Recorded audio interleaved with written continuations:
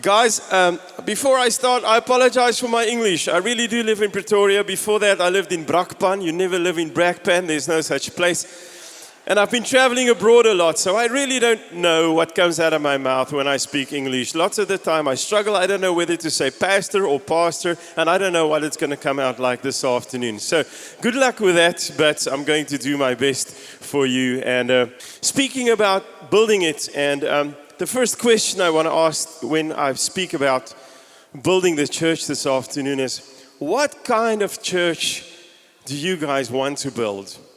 That's an imperative question so that you can know what you're busy with. There's only one kind of church, it seems to me, that Jesus was interested in building. And that I find in Matthew 16 when he looks at Peter and he says to him, Peter, you are the rock that I am going to be building my church upon. And he says to him this is the rock on which I will put together my church, a church so expansive with energy that not even the gates of hell will be able to keep it out. This is the kind of church that Jesus came to earth to build. So expansive with energy, not even the gates of hell will be able to keep it out. Now, when I read that, and I look at 90% of the churches that I've been to in the past 22 years of ministry, a lot of them are wasting their time. I don't know what we're doing out there. We're doing worship on Sundays, Bible studies in the week. But when you look at this definition and you ask yourselves, are we doing this? Because this kind of church is offensive. It's a church that's dynamic. It's a church that says we're not just interested in organic or biological growth. Our church growth plan is not to have so many babies that we eventually grow. Yay. No. This is the kind of church. You know what? Let's be real here. This is a Dwayne Vermeulen church. This is a Heinrich Brousseau church. It's a Fetcher. It's a kind of church that says the ball is behind the gates of hell. It's there. There's where the people are. And we're going in, we're reaching back there, and we are saying to the gates of hell, let my people go. Is this the kind of church that you guys are out there trying to build? It's a dynamic church movement that I'm trying to speak about here. If you're saying, oh, praise the Here, ek bly in Suid-Afrika, the church is not being persecuted. You build this kind of church and within 1 month, I promise you, you're going to feel persecution. Definitely. Because it's an offensive movement. It's anti-post, this kind of world we live in that says, well, believe what you want to, just keep it to yourself. Guys, we are not going to get anybody outside behind the gates of hell if we keep our faith to ourselves. And if we try to build a church that just says, well, we're going to be all about organic growth and we're going to, just keep ourselves to ourselves. This is so dynamic that Jesus said to Peter, Peter, there's the gates of hell. I want you to reach back there like Heinrich Brousseau and get the people out there.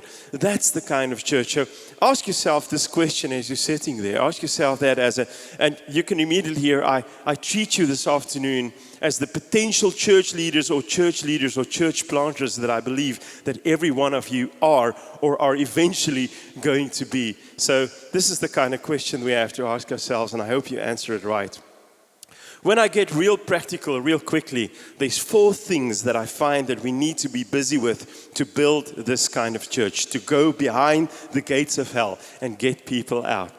And I'm not talking about Bible study or prayer or missions or worship. I assume you will be busy doing those things. But 4 things, and you have to do them in this order if you want to be successful. We have to find people, we have to inspire people, bind with people, and equip them. Those 4 things. And you have to do them in that sequence. So often I find we just want people to come through our door. We do worship and we equip. Because that's our need and that's what we love to do as churches. We just love equipping people. But guys, the first thing we have to do is find them.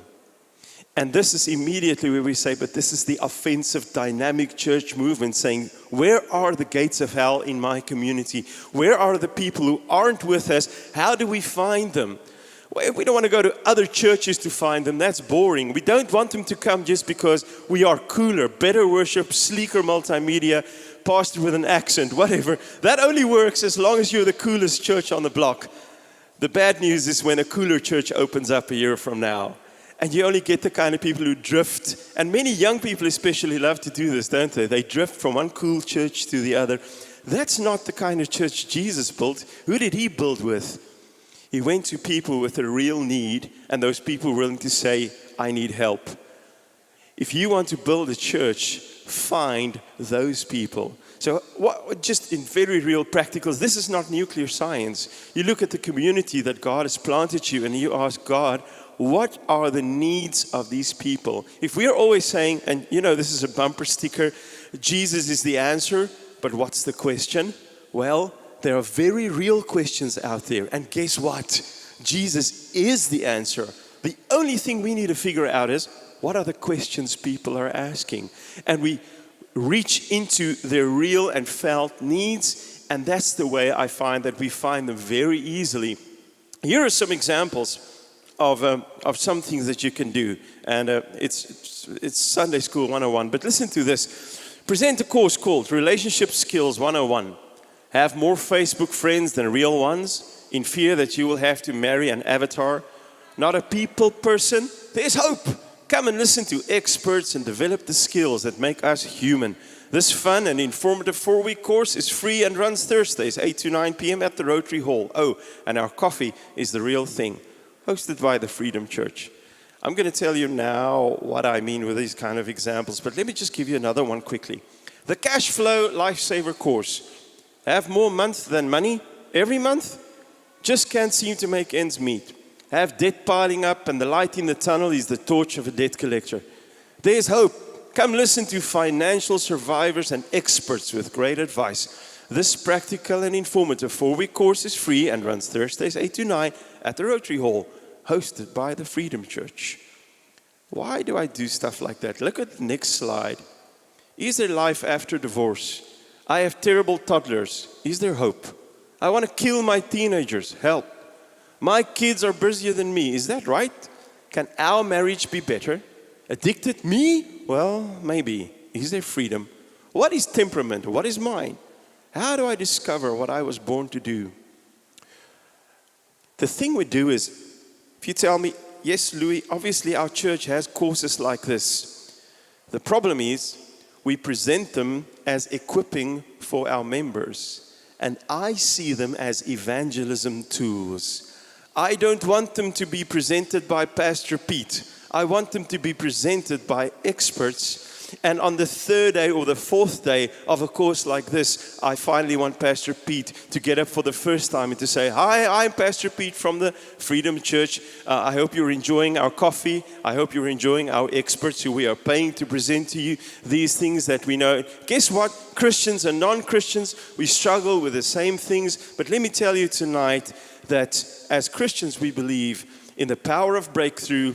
And the device for that is prayer. Can I pray for you guys right now? And now we have to do the difficult thing in finding people. We have to trust God that He will answer prayers and that He will do miracles and that He will use these times to show up and show that it's true, that Jesus Christ really is involved in all these areas of life, as we always say that He is. So, can I ask you, are you doing these kinds of things not just for your members? And of course the question related to that one is, how do you advertise that you do these things? Because if you only tell your members, say, bring a friend, I don't think that's offensive enough. I don't think there's an urgency with you if you do that, because the gates of hell are real and people are really being lost. And are you doing your absolute best to get people and reaching into their areas of need?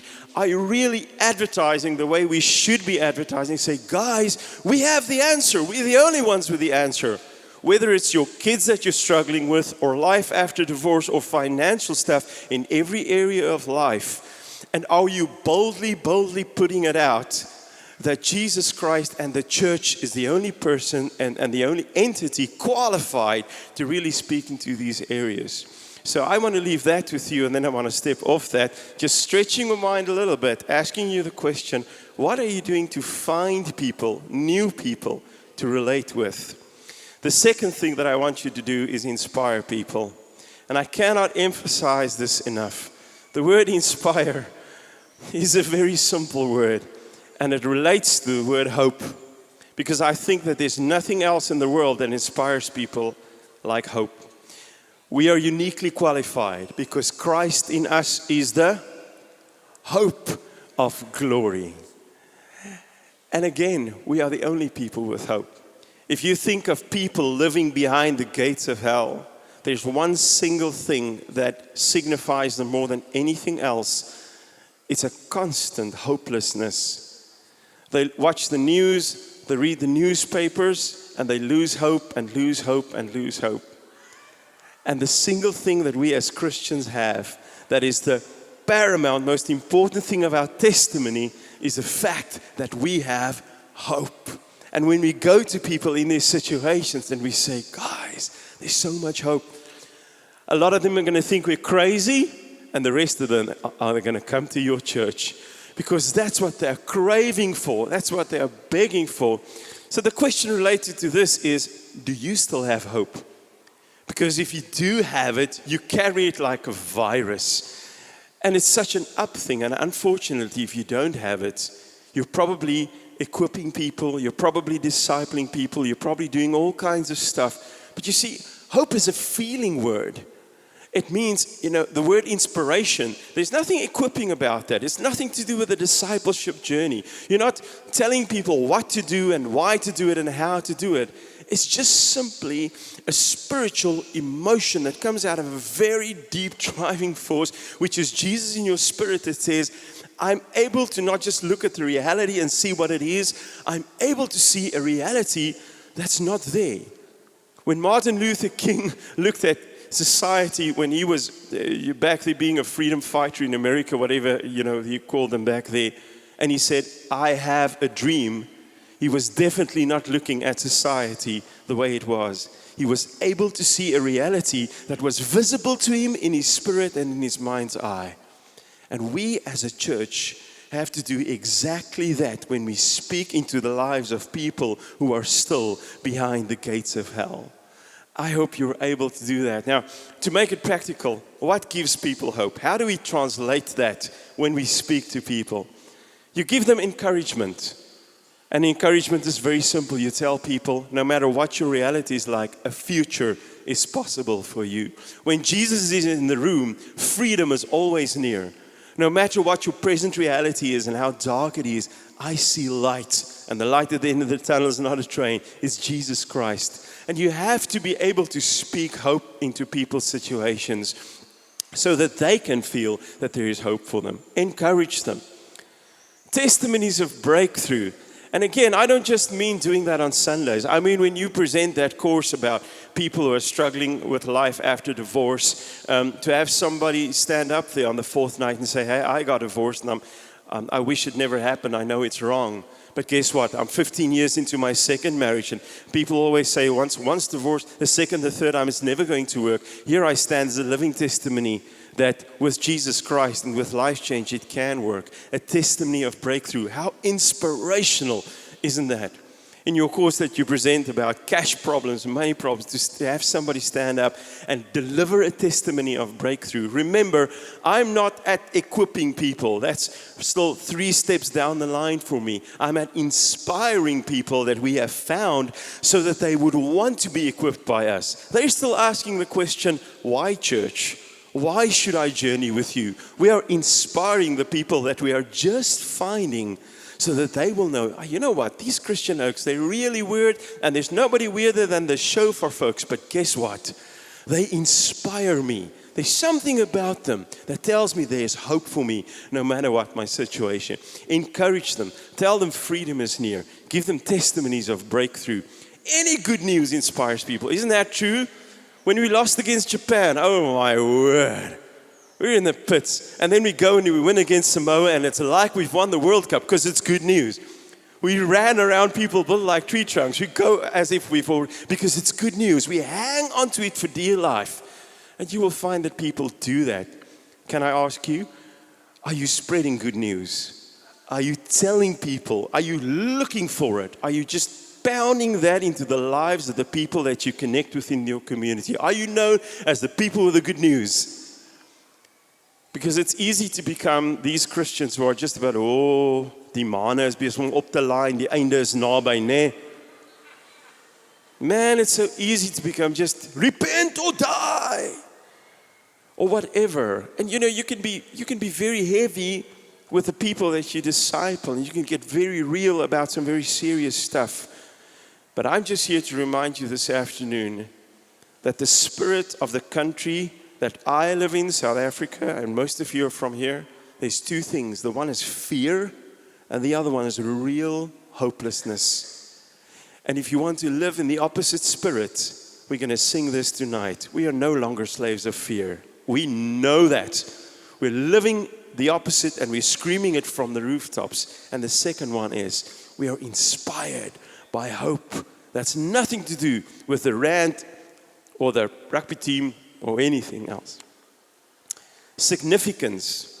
That's so wonderful, this generation that we live in. You know what, if I could have had 100 Rand for every person who has told me through the years, yeah, church, you know what, it's just irrelevant. Because they look at society and they look at the real problems that people are having, poverty, etc., and they try to see how does church fit in, and they can't see it. That's great news for a guy like me. Because it tells me the areas of need that we can just reach into to be relevant are right here. And the more we do it and the more we show it to people, the more they will see church makes a difference. It inspired me this morning when Rick started speaking about those foster kids and how the church made a difference to that. And guess what? There are people who are always on the lookout for, is the church making a difference? Because they want to be part of a movement that is significant. And all you have to do to inspire these people is to tell them, look at what we did. Last week there was a flood. We went out there. Here's the pictures. Now 3 people who didn't have homes because we built it to them. We're making a difference. Are we going there next Saturday again? Are you coming with us?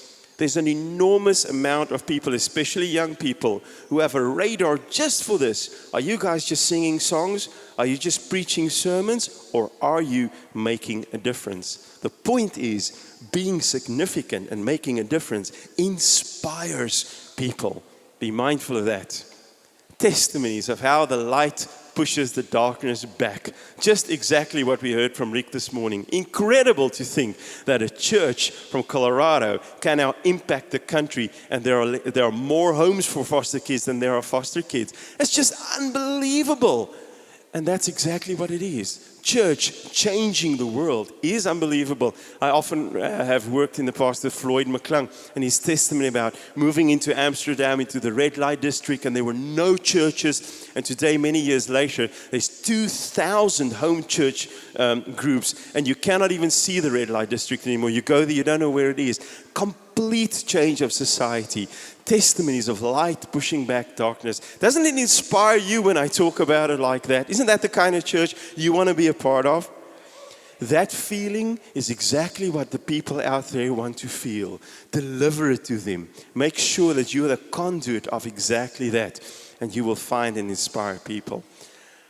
The next thing I want to talk about is once you've found people, once you inspire people, we have to bind with them. We bind with them before we equip them. And I don't think we talk enough about this as a church. And I don't exactly know why. I think we live in some kind of American Christmas card where family is to us so important. But what we have to realize is that about 97% of the world, if they choose for Jesus Christ, their blood family is either going to reject them or think that they smoked something that's only legal in Colorado, where Rick came from. There's a lot of rejection, especially if you really become a radical Christian. And, in Luke 14, you know that Jesus told his disciples, if you want to follow me, you have to be willing to forsake your mother, your father. It's not necessarily that it's going to be the case. But you're extremely fortunate if it's not the case in most of the world. If you don't know what I'm talking about, you're living in an incredible bubble. You have a fantastic, spirit-filled, radical family. For all the rest of us, church is supposed to be our primary family. It's exactly the way it's supposed to be. If you look at the church in Acts 2, they broke bread, they sold stuff so that everybody could have enough. They ate at each other's houses. They were in unity. These are the exact words used in Acts 2. They became each other's primary family. There's such a great need out there. If you remember just now on the slide that I said, if you want to find people, speak into areas of identity, purpose, and belonging. Those are three enormous things that people have a need for. Identity, who am I? Purpose, what am I here for? Belonging, where do I belong? And we don't make enough of a meal of this, telling people the Church of Jesus Christ is where you belong. We want to be your family. So the question is just, are you challenging people to bind with you? In the postmodern church, people seem to be very happy to let people come and let them experience and let them go. Like the book's balance. Yes, Pastor, we've had 100 people in and 100 people out. Everything balances. You can only work in a line of spiritual authority with people who have bound with you. You can only disciple people and equip them, which is the fourth thing in our line. You can only do that with people who have really bound with you. You can only reach and speak and address to people's inclusion needs and their real need to have a family, not bound by blood, but by the blood of Christ. And we're going to sing that tonight as well. Your blood flows through my veins. My first family is my spiritual family. And what a great thing when my congregation opens up and says, Louis, we want to bind with you. We want to be your family. Do you accept this invitation? Are you doing that? Are you doing that often? Are you telling people what it takes to be part of your family? Are you giving them the rules and principle of family life at your church? Are you welcoming them in? Are you making sure that people bind? And in your context, this will differ. Is it life groups? Is it something on Sundays? Is it more? I just want to make sure that you understand that you cannot just do church and let people come and go and have discipleship courses and worship. And if I ask you the question, how many of them have really bound with you? If your answer isn't, 2/3 of them, then there's a problem. Make sure that you understand this. Find them, inspire them, bind with them. And then we can do this thing that we are doing right now. You can equip the saints. Then you can let the teachers loose. And we are so great at this in the Western world that we're actually famous for it. We have fantastic theology. We spread it in enormous books and volumes right across the world. We are great at equipping the saints. Just make sure that you're also good at the other three. And I don't have to talk to you about equipping because really we are great at it. Turn to the person next to you, and when you think about your church, your congregation that you're part of, which ones do you think you're great at? Which ones do you think need work? While I grab a drink of water, just talk amongst yourself. Do you think you're doing great at all four, or where do you think you need a bit of work? The question that follows on that question, which I'm not going to give you time now to talk about, but of course, because it's easy to criticize. But the next question is always, what are you prepared to do to change that, to get involved, to be the answer to becoming better at building church in this sense? I want to move on because any strategy to build church always works with 5 things. And I've just learned this, and I've grouped them together because no matter what the Lord tells you, in the season that you're in, of planting, of building, of growing your church, it always boils down to the word strategy. Always means that God is giving you a plan, and that plan needs to be implemented. And the big word for finding and getting a plan and implementing it is the word strategy. And through the years, I've really seen, and I've been part of many of these strategies. And some of them have gone really great. And some of them have gone so badly that it took my confidence years to restore before I was willing to venture out in faith again. And what I'm going to try to explain to you in the next couple of minutes is to prevent you from getting hurt, and to try and make sure that when the Lord gives you these strategies, that they can come into fulfillment a little bit better so that you can build more effectively. 5 very simple little words: vision, principle, plan, logistics, budget. But they fall into that line exactly. And what I found with the church and with ministry strategies, very often we turn them exactly the other way around. And we ask ourselves, how much money do we have? And that amount of money leads to the logistics that we feel that we are able to have. And that determines our plan, which in turn determine how many of our principles we can live out. And that really determines how much of our vision we get to. And you can see how that's exactly upside down, and why so many movements and churches achieve very little and grow very slowly, because the currency of faith, of vision and principle is faith. And the currency of plan, logistics and budget is capacity and cash flow. So if you start out and you're saying, okay, we're planting a church, we're building a church, we're growing a church, how much money have we got? What logistics do we have? You are really only asking, how big is our capacity and how big is our cash flow? Guys, those are not faith questions. And Jesus said, please, when I return, I want to find one thing in the church: faith. Faith. And most of the churches that I come to are not building with faith. They're building with logistics and cash flow. Their spiritual gift is Excel. And it's a sad state of affairs that we are coming to. So let me explain to you what I mean. When we start with vision first, and you know the word vision, we throw it around so easily. When I come to churches, there's this broad statement: we are the light of the world, and we love people, and we will spread. No, man, come on, that's not a vision. That's just the mission statement of the whole church in all of the world through all the generations.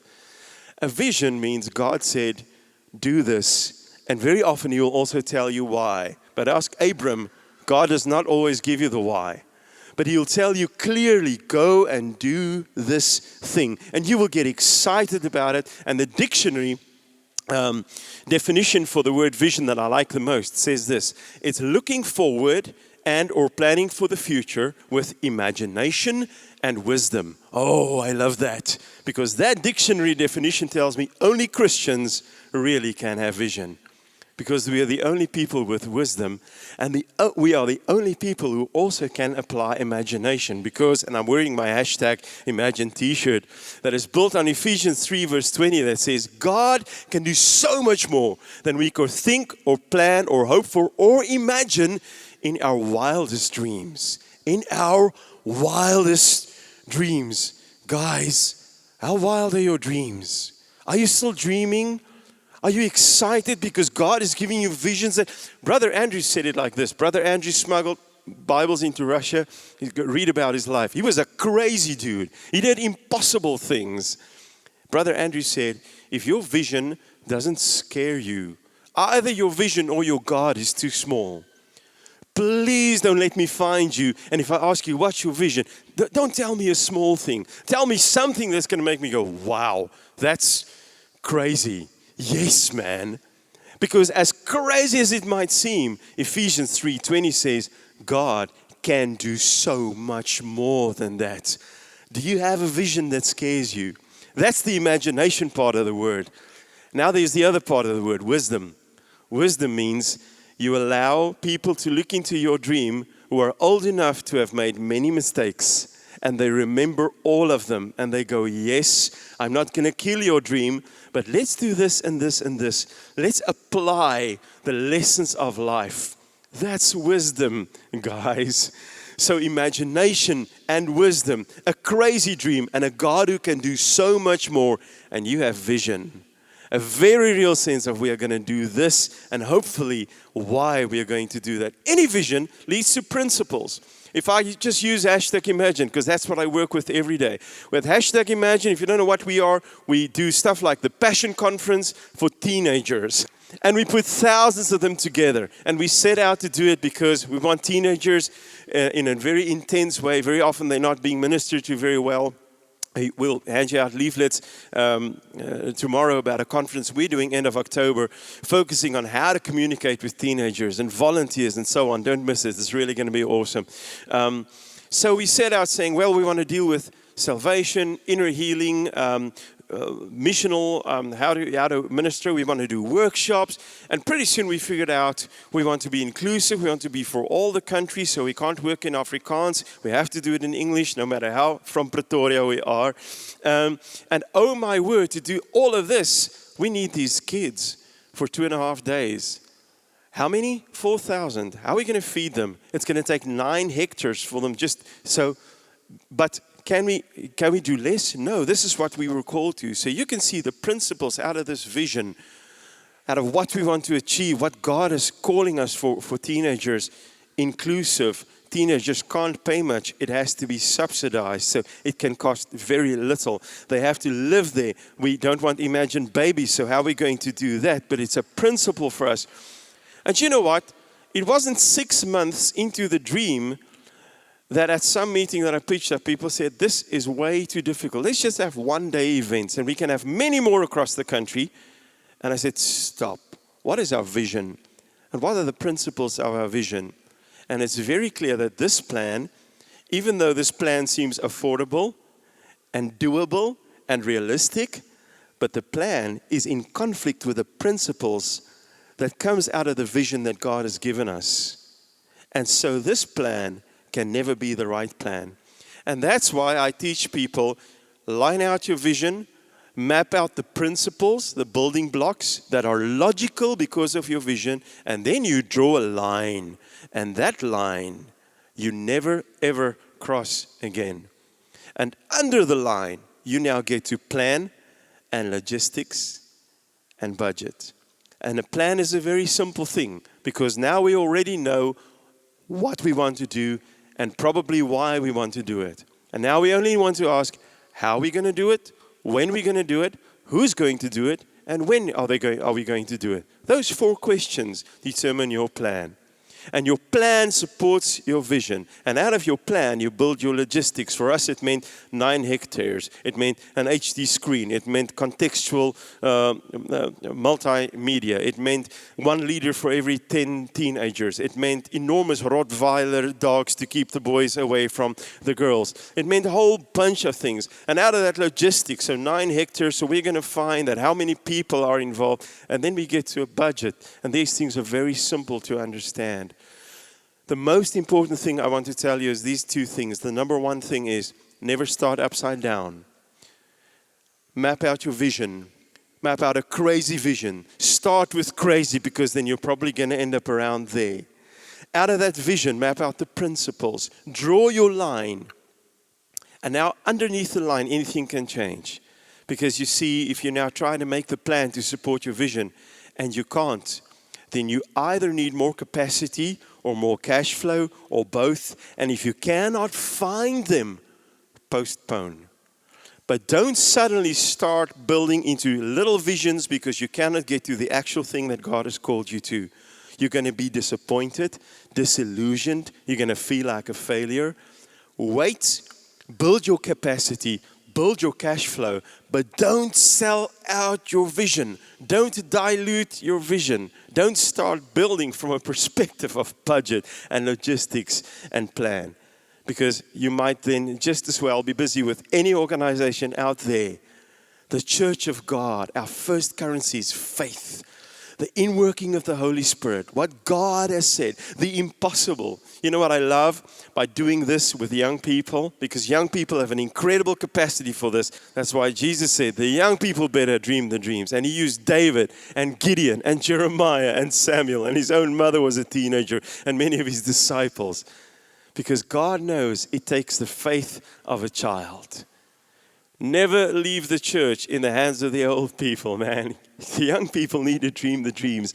Make sure that you are envisioning in the realm of the impossible, because that's where God does the miracles. And I ask you this, what kind of faith do you want to impart to the next generation? What stories do you want to tell them? You don't want to be telling them stories of organic growth. You want to be telling stories of God doing miracles because we were willing to have crazy vision and trust God for the impossible. Let me quickly interrupt myself because I think when I present this to church leadership and to people like you, it always sounds like I think that church can be built through the shrewdness of man, and I definitely don't. If I've experienced one thing, that is, without the Spirit of God, we are dead here. But I assume you know that. It's not by might nor by power, but by the Spirit of God. It just sounds like I'm talking about other devices. I'm not saying that. All I'm saying is I really believe we can underachieve by being stupid. So I know in the first place, we need to achieve growth and we build with the Spirit of God. But we can really underachieve by not applying our minds and not by applying simple principles that are not nuclear science. But we can be so spiritual that we don't apply these things and we make as if they're not true, all right? So very often, even if people do this, they say, yes, vision, I know what I want to do. I know these are the principles. I know that's my plan, and I know I've got it the right way around. So why do they still very often underachieve? It's for another very simple reason, that we don't apply knowledge that's also been out there for a very long time. And that's the following. You shape your vision first. You package and sell the vision next. You refine the vision, and then you execute in that order. In no other order. So whatever God is telling you that season you're in building your church, this is the order in which it's going to happen if you want it to work. The vision gets shaped, the vision gets packaged and sold to other people. And in the process, and that's why the arrow shows back up again, because as the vision is shaped and sold, and people respond to it, it takes on a life of its own, and the edges gets honed down. And this impossible vision becomes something that's just a little bit more possible. And then the heck gets refined out of it. And then it gets executed. Now, why I'm saying that it's not nuclear science and it's knowledge that's been out there for a long time is that there are a bunch of guys that are always in America. Those guys are clever. Team Dimensions, OTI. They've developed this Z profile. Creator, advancer, refiner, executor, and there's a Z line through it. And you can go on the internet, you can do the profile, and it costs you $40. And yesterday that was 520 Rand, today it's 590. Heck knows what it's going to be tomorrow. But it's incredible knowledge that empowers you to use the people in your team in the right way, to make sure that your vision gets executed, because a vision that doesn't execute is a hallucination, and we do not want to work with those. We really want execution. But can I give you the bad news? Most churches are ridiculously bad at executing. We are great at dreaming dreams, and we are especially awesome at talking about them. But then when you ask how many of it get executed, then it's very, very little. And you have to ask the question why. And one of the pivotal reasons is that we are not ruthless enough in our teams at just saying, let's put the right people in the right places so that our visions can execute. And that's what this little profile has helped me a lot with over the years since I've discovered it. Just saying, a visionary envisions, and a team of people who are visionary can really envision great. But guess what? Then you need that vision to be advanced. And then you need it to be refined. And only then can it be executed. And the simple truth is, a lot of people who are great at envisioning and advancing simply cannot execute. And you'll know that when you think about your team. You know what? There's some guys, they just don't do the work, man. They're in the committee and they sign up and say, yeah, I'm going to do it. And 6 months later, nothing has happened. There are just people who can do it, and there are people who cannot. There are people made for execution. And I love these people at my church and Afrikaner is a lot like that. Louis, bel my net. Ek sê net vir my wat om te doen. There are people who love to get their hands dirty. But don't tell them, so take the church forward and tell us what to do in the next 3 years. What's your plan? They can't do it. But if there's a potjie kos thing at the church, they are there. And if we need to drive food to the poor, they are there. They execute executors. You need to know who your executors are. Most importantly, you need to know who your refiners are, because those are the people who make sure that your vision can execute. That it's not just some kind of dream, but it does get put into Excel. Your industrial engineers, oh, how I love those people. Oh, how I hate those people. Because they take my plans and my dreams and they tell me what can and what cannot, and they're always right. But unfortunately for them, I always tell them, okay, but there's a line. So you can change my plan, but don't tell me that the vision cannot be executed. Because I check the vision, not just from an imagination point of view, but with people with wisdom. And guess what? The vision is right. So let's take what you have done now in your refining stages and let's adopt the plan. But you cannot adopt the vision. And that's why that line becomes absolutely important.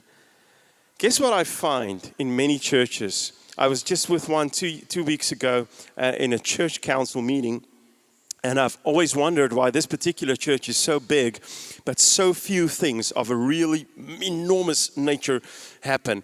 They're so bad at finding, so bad at growing, you know, just and all the growth is organic and biological. So I'm a maximizer, so I've seen this potential impact, and then I met with the church council, who are supposed to be the visionary, directional unit of that church. Out of the 5 people on the council, 3 of them are refiners. 2 of them are executors. 1 is an advancer, and 1 is really visionary. This so often and so easily happens to churches that I cannot tell you how high the percentage is. It would shock you. The reasons are very simple. If you build a church council, very often the managers of divisions become the church council. Managers are refiners and executors. They're very seldom really visionary people. The other thing that can happen is that you build a church structure that's got the pastor at the top. It's not a bad thing to have the pastor at the top, except when you want to have a visionary arrow-like drive forward, and your pastor's calling is to be a shepherd and a teacher, which is a great calling for a pastor to have. Please, you want to have a shepherd and a teacher as a pastor. But very often, the people with a visionary calling is apostolic, prophetic, and they do not make it into church management. So if you have a shepherd and this guy will die for the flock, but there's not a way in the world that God has made him to be a visionary arrow and to know what is the way forward. And I have seen enormous churches doing this, like sheep going round and round, and there's no visionary direction. So our job, knowing that we're a body, is just simply to figure out who fits in where. Refiners, don't envision. Visionaries, please don't refine. And in the worst case scenario, the absolute worst case scenario, the team is so small that the pastor just simply envisions and refines and executes. And I've never found one person who can do all 4. You might be lucky and have 3 of these skills. You're probably going to have 2, but all 4, never, ever, ever.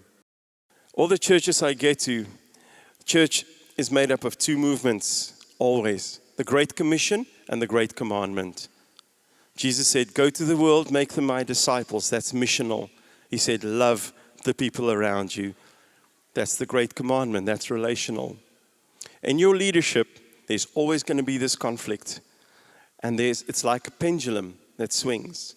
And churches are either very relational or very missional, or hopefully both. The problem is that the relational people are in conflict with the missional people. Missional leaders think these relational guys just want to do inbreeding, hulle gaan skilkindertjies hê. They just want to have a country club. And your relational people say, these missional guys, they just want to make us tired. They're taking on too much. We have to take care of the people God has already given us. And I find that they're continuously in conflict with each other.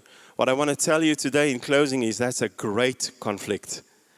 Don't try to shy away from it. And the problem is relational leaders draw relational leaders. And missional leaders draw missional ones. And eventually your church becomes a hospital or a missions organization. You cannot get away from this conflict. And if you want to have a healthy church, build relational and missional leaders into every area of ministry of your church. They're going to hate each other. They need each other, because that's the kind of church Jesus wants us to have. So what did I tell you in a nutshell? Be the kind of church that is so expansive with energy that you reach behind the gates of hell. Decide to be that kind of church. Be offensive, be dynamic, and go and get people out of there and into your church. Find them, inspire them, bind with them, and equip them. When God gives you strategies, work from vision to principle, draw a line, form plans that go to logistics, to budget, never the other way around. Be relational, be missional, be nuclear, and be the church that God wants you to be. I'm looking forward to worshiping with you this evening. Thanks, Mac.